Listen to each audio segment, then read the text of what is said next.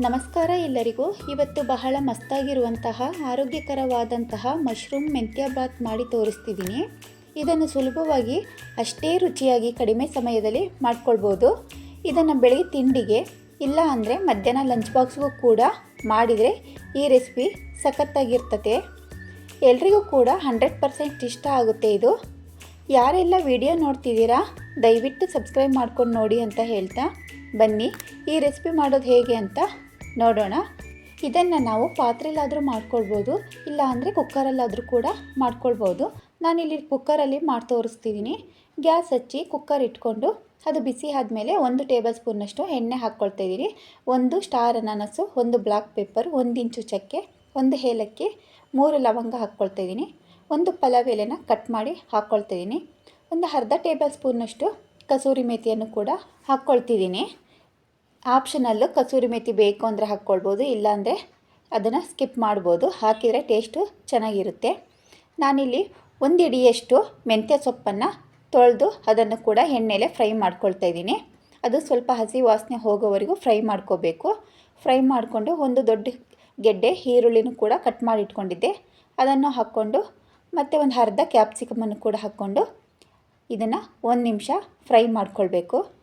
ಈಗ ನಾನು 1 ಟೇಬಲ್ ಸ್ಪೂನಷ್ಟು ಜಿಂಜರ್ ಗಾರ್ಲಿಕ್ ಪೇಸ್ಟನ್ನು ಹಾಕ್ಕೊಳ್ತಾ ಇದ್ದೀನಿ. ಅದನ್ನು ಹಾಕ್ಕೊಂಡು ಹಸಿ ವಾಸನೆ ಹೋಗೋವರೆಗೂ ಕೂಡ ಫ್ರೈ ಮಾಡಿಕೊಂಡು 1 ಟೊಮೊಟೊ ಹಣ್ಣನ್ನು ಸೇರಿಸ್ಕೊಳ್ತಾ ಇದ್ದೀನಿ. ಈಗ ಇದನ್ನು ಮಿಕ್ಸ್ ಮಾಡಿಕೊಂಡು ನಮ್ಮ ಮನೇಲಿ ಏನಿರುತ್ತೋ ತರಕಾರಿ ಅದನ್ನು ಹಾಕ್ಕೊಳ್ಬೋದು. ನಾನಿಲ್ಲಿ ಕ್ಯಾರೆಟು, ಬೀನ್ಸು ಮತ್ತು 1-2 ಬೇಬಿ ಕಾರ್ನ್ ಇತ್ತು, ಇದನ್ನು ಕೂಡ ಹಾಕ್ಕೊಳ್ತಾ ಇದ್ದೀನಿ. ಮತ್ತು 3 ಟೇಬಲ್ ಸ್ಪೂನಷ್ಟು ಬ್ರೋಕೊಲಿ ಇತ್ತು, ಅದನ್ನು ಕೂಡ ಹಾಕ್ಕೊಳ್ತಾ ಇದ್ದೀನಿ. ನೀವು ಕ್ಯಾರೆಟು, ಬೀನ್ಸು ಮತ್ತು ಬಟಾಣಿಯನ್ನು ಕೂಡ ಹಾಕ್ಕೊಂಡು ಮಾಡ್ಕೋಬೋದು.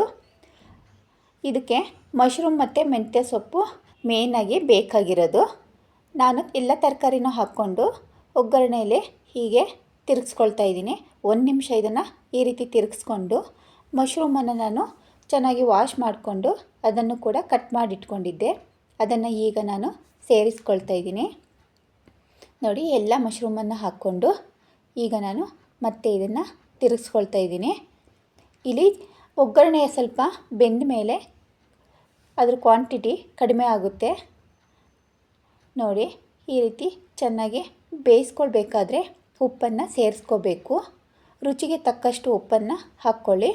ಇದಕ್ಕೆ ನಾನು 1.5 ಟೇಬಲ್ ಸ್ಪೂನಷ್ಟು ಖಾರದ ಪುಡಿ, 1 ಟೇಬಲ್ ಸ್ಪೂನಷ್ಟು ಧನಿಯಾ ಪುಡಿ, ಒಂದು ಅರ್ಧ ಟೇಬಲ್ ಸ್ಪೂನಷ್ಟು ಗರಂ ಮಸಾಲ ಪುಡಿ, 1/4 ಟೇಬಲ್ ಸ್ಪೂನಷ್ಟು ಅರಿಶಿನ ಪುಡಿಯನ್ನು ಹಾಕ್ಕೊಳ್ತಾ ಇದ್ದೀನಿ. ಈ ಎಲ್ಲ ಮಸಾಲನ ಹಾಕ್ಕೊಂಡು ಮತ್ತೆ ನಾವು ಚೆನ್ನಾಗಿ ಇದನ್ನು ತಿರುಗಿಸ್ಕೋಬೇಕು. ನೋಡಿ, ಈಗ ಒಗ್ಗರಣೆ ಬೆಂದಿದೆ ಅಲ್ವಾ, ತರಕಾರಿ ಎಲ್ಲ ಚೆನ್ನಾಗಿ ಬೆಂದಿದ್ದಾವೆ. ನೋಡಿ, ಕ್ವಾಂಟಿಟಿ ಸ್ವಲ್ಪ ಕಡಿಮೆ ಆಗಿದೆ, ನೀರು ಕೂಡ ಬಿಟ್ಕೊಂಡಿದೆ. ಈಗ ನಾನು ಸೋನಾ ಮಸೂರಿ ಅಕ್ಕಿಯನ್ನು 1 ಗ್ಲಾಸ್ನಷ್ಟು ತೊಗೊಂಡು ತೊಳೆದಿಟ್ಕೊಂಡಿದ್ದೆ, ಅದನ್ನು ನಾನು ತರಕಾರಿ ಜೊತೆ ಹಾಕ್ಕೊಂಡು ಹೀಗೆ ಮಿಕ್ಸ್ ಮಾಡ್ಕೊಳ್ತಾ ಇದ್ದೀನಿ. ನಾವು ಮೊದಲಿಗೆ ನೀರು ಹಾಕ್ಕೊಂಡು ಆಮೇಲೆ ಅಕ್ಕಿ ಹಾಕ್ಕೊಂಡ್ರೆ ಸ್ವಲ್ಪ ಮೆತ್ತಗಾಗಿಬಿಡುತ್ತೆ.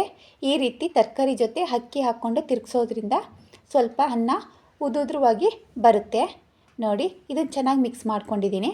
ನಾನು ಈ ಗ್ಲಾಸಲ್ಲಿ 1 ಗ್ಲಾಸ್ ಅಕ್ಕಿ ತೊಗೊಂಡಿದ್ನಲ್ವ, ಇದಕ್ಕೆ ನಾನು 1.5 ಗ್ಲಾಸ್ನಷ್ಟು ನೀರನ್ನು ಹಾಕ್ಕೊಳ್ತಾ ಇದ್ದೀನಿ. ನೀವಿಲ್ಲಿ ಸೋನಾ ಮಸೂರಿ ಬದಲು ಬಾಸುಮತಿ ರೈಸನ್ನು ಕೂಡ ಯೂಸ್ ಮಾಡ್ಬೋದು. ನಾನಿಲ್ಲಿ 3 ಜನಕ್ಕೆ ಆಗೋವಷ್ಟು ಅಷ್ಟೇ ಮಾಡ್ತಿದ್ದೀನಿ.